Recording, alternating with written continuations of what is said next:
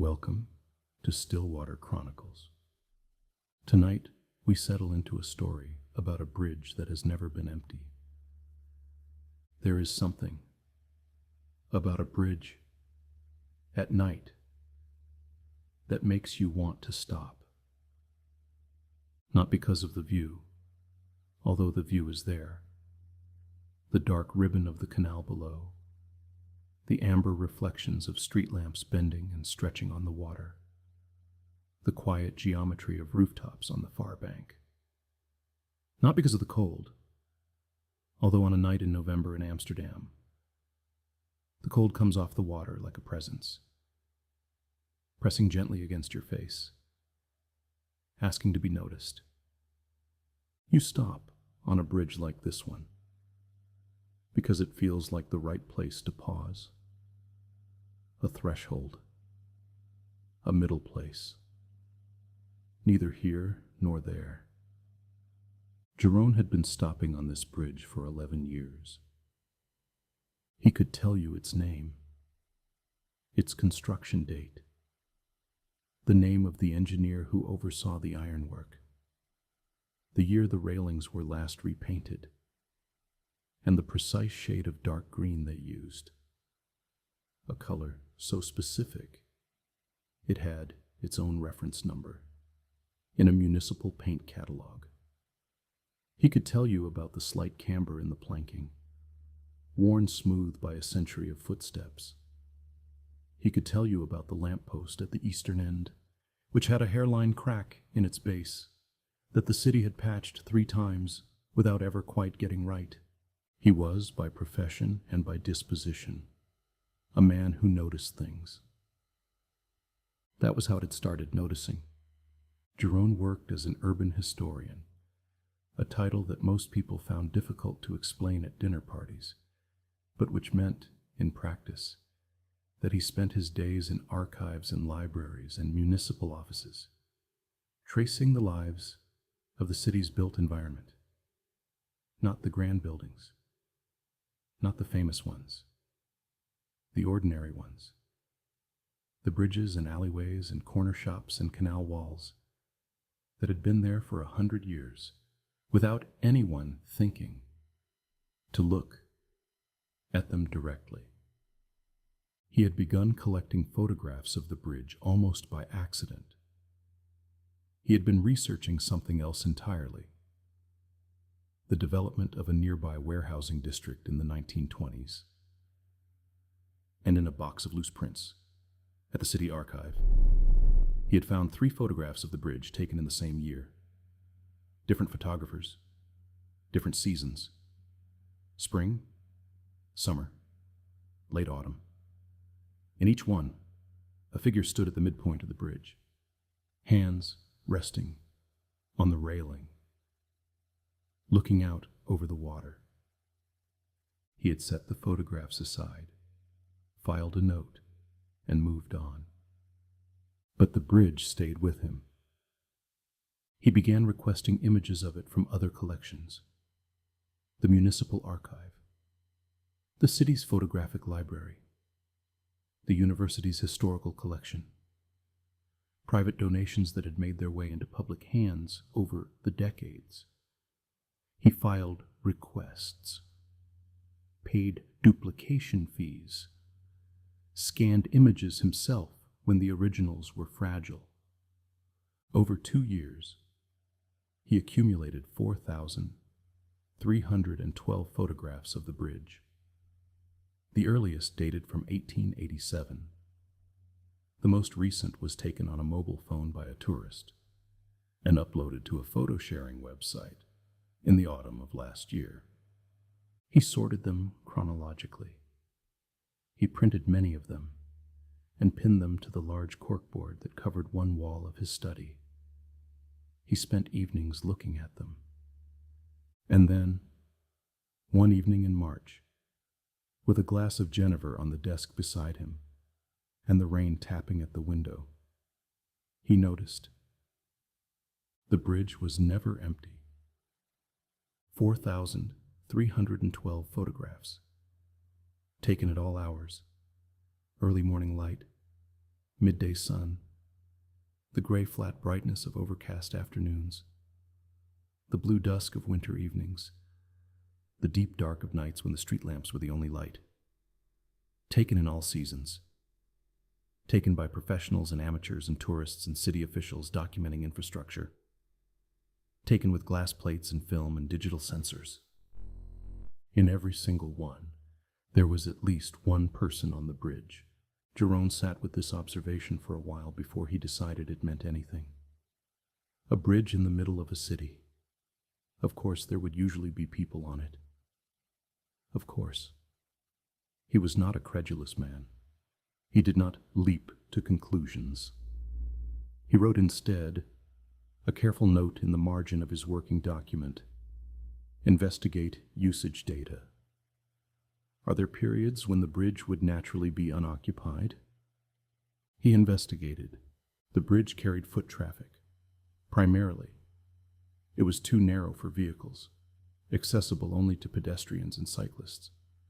The city's traffic monitoring data, which had been collected with reasonable accuracy since the 1970s, showed that average daily crossings were modest. In the small hours of the morning, between 2 and 5 a.m., it was not uncommon for an hour or more to pass, with no one crossing at all. And yet, he had 14 photographs taken at or after 2 a.m. He had checked the timestamps and the provenance of each one carefully, because he was that kind of man. 14 photographs taken in the dead of night, scattered across 6 different decades. In every one of them, someone was on the bridge. He began to look more carefully at the figures. Most were unremarkable. People passing through, caught in a fraction of a second by a camera that had meant to capture something else. A cyclist, a couple walking close together, a man with a dog, an elderly woman in a headscarf, moving slowly with a wheeled shopping bag. The ordinary population of a city, going about the ordinary business of getting from one place to another. But in some of the photographs, the older ones particularly, there was a figure that did not seem to be passing through. The figure was always at the midpoint of the bridge, always standing still, always with both hands resting on the railing, facing the water. The coat was dark. Wool, Jeroen thought, or something like wool, with a collar turned up against weather that could no longer be felt. The figure was not tall, not short, neither clearly young nor clearly old.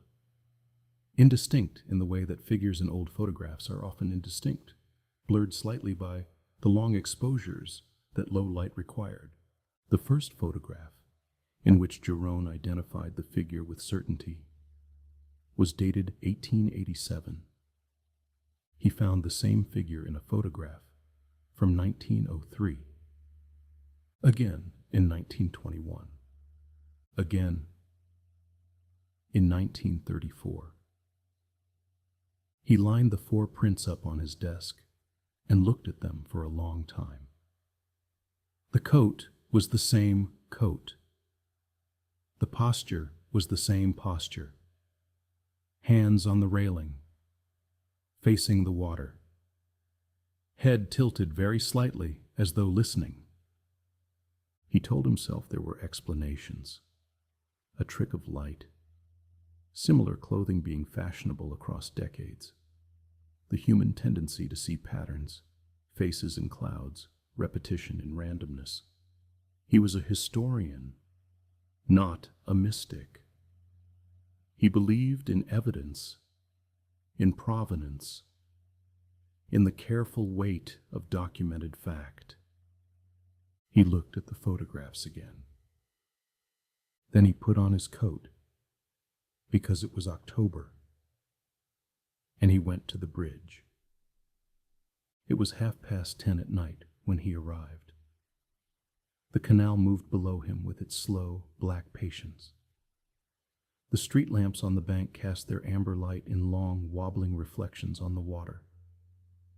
From somewhere nearby, 2 streets away, perhaps, or 3, came the faint sound of music, low and formless, barely carrying across the distance. The bridge was empty. He put both hands on the iron railing and felt the cold of it through his gloves. The paint was thick and smooth under his fingers, built up in layers over the decades, each layer sealing the one beneath it. He thought about that, about all the things that accumulated invisibly over time, layer on layer, coat on coat. He stood at the midpoint of the bridge and looked out over the water. The canal was perhaps 15 meters wide. On the far bank, a narrow house stood with one upstairs window lit. He could see the glow of it, warm, domestic, containing a life he knew nothing about. Below him, the water was still, except for the slow movement of current. And in the current, the lamplight moved and broke apart and reformed, endlessly patient. He stayed for a while. It was the kind of standing that he recognized from long years of field work. The particular quality of attention you brought to a place when you were trying to understand it.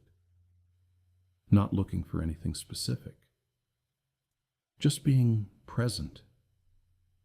Letting the place speak, if it had something to say. The bridge said nothing. Or perhaps, he thought, walking home an hour later, his fingers cold despite the gloves, the music long since faded. Perhaps it had been saying something all along. Perhaps 4,000 photographs was the saying.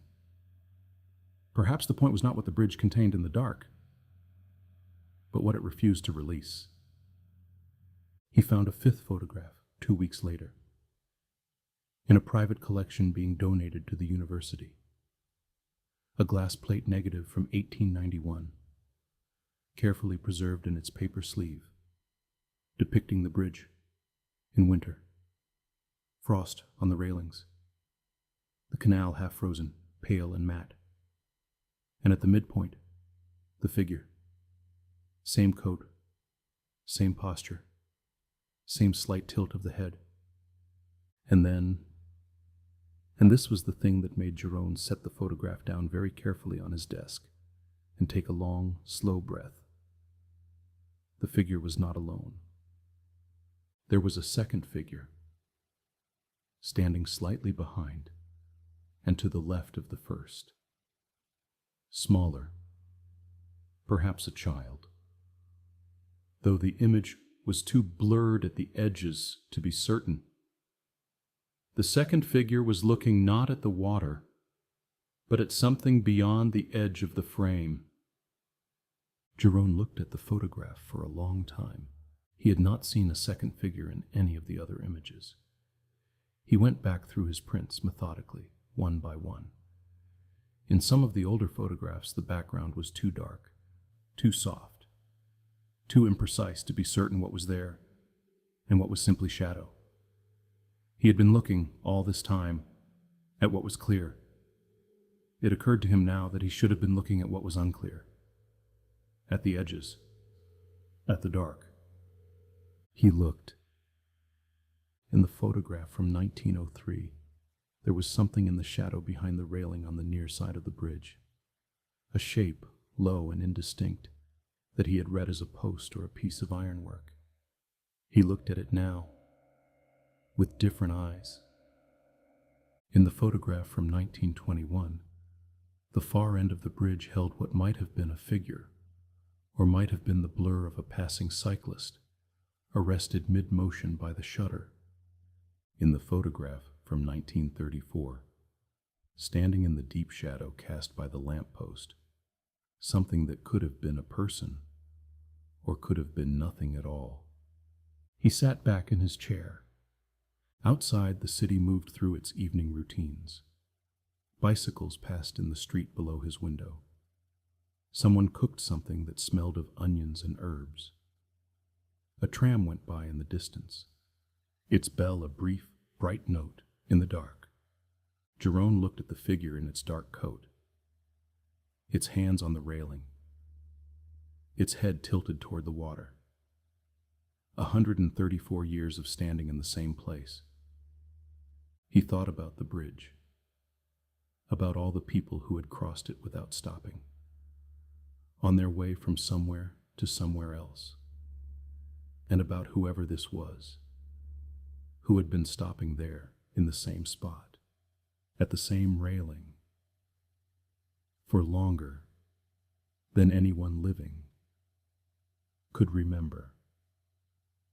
Not passing through, waiting, or perhaps not waiting. Perhaps that was not quite the right word. Perhaps it was simpler than that and stranger. Perhaps the figure was simply there, had always been there, was as much a part of the bridge as the iron railings, the worn planking, the layered paint, a fixture, an attendance, a presence that the bridge had accumulated, the way old buildings accumulate the impression of all the lives lived within them. He has not published his findings. He is not sure they are findings, in the formal sense. He has a corkboard covered in photographs, a careful chronology, a set of observations that he cannot fully explain, and will not pretend to. He is an honest man. He still goes to the bridge sometimes, in the evenings, when the work has been long and the air needs changing.